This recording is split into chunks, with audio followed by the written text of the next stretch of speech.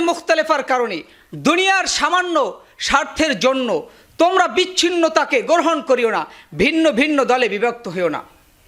তাই আমি বাংলার আলেম ওলামাদেরকে বলবো, আমরা ঐক্যবদ্ধ হই, আমরা বিচ্ছিন্নতার দিকে না যাই।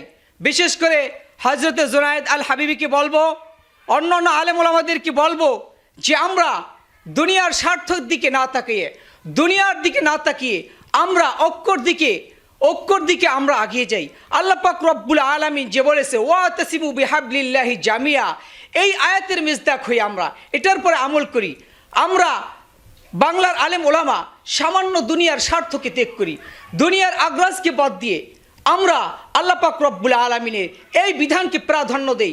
আল্লাহ পাক রব্বুল আলামিন আমাদেরকে এই আল্লাহর যে আয়াত রয়েছে ওয়াতাসিমু বিহাবলিল্লাহি জামিয়া, এটার জন্য আমরা মেজদাক হইতে পারি। তো আব্দুল্লাহ ইবনে মাসউদ রাদিয়াল্লাহু তাআলা আনহু বলে ওয়াকুরু ফি দীনিল্লাহি ইখওয়ানা, তোমরা আল্লাহর বিধানকে প্রাধান্য দিয়ে একে অপরের ভাই ভাই হয়ে যাও, দুনিয়ার আগ্রাসকে বাদ দাও, দুনিয়ার স্বার্থকে বাদ দিয়ে আমরা এক দলে ঐক্যবদ্ধ হই, ভিন্ন ভিন্ন দল থেকে আমরা ভিন্ন ভিন্ন দলকে গ্রহণ না করি। আল্লাহ পাক রব্বুল আলামিনের এই আয়াতের জন্য আমরা মেজদাক হতে পারি। হযরত আব্দুল্লাহ ইবনে মাসউদ রাদিয়াল্লাহু তাআলা আনহু বলেন, ও মুসলিম জাতি, তোমরা নফসের পিছু হয়ে তোমরা নফসের অনুকরণ করে তোমরা বিচ্ছিন্ন হও না, তোমরা ভিন্ন ভিন্ন দলে অন্তর্ভুক্ত হও না।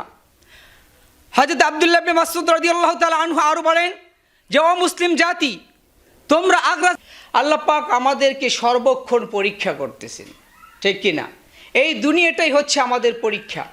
আল্লাহ পাক কখনো আমাদেরকে রিজিক দিয়ে পরীক্ষা করেন, কখনো আল্লাহ আবার রিজিক না দিয়েও পরীক্ষা করেন। আল্লাহ কখনো সুখ দিয়ে পরীক্ষা করেন, কখনো দুঃখ দিয়ে আল্লাহ আমাদের পরীক্ষা করেন। আল্লাহ পাক রব্বুল আলামিন আমাদেরকে বিভিন্নভাবে পরীক্ষা করেন।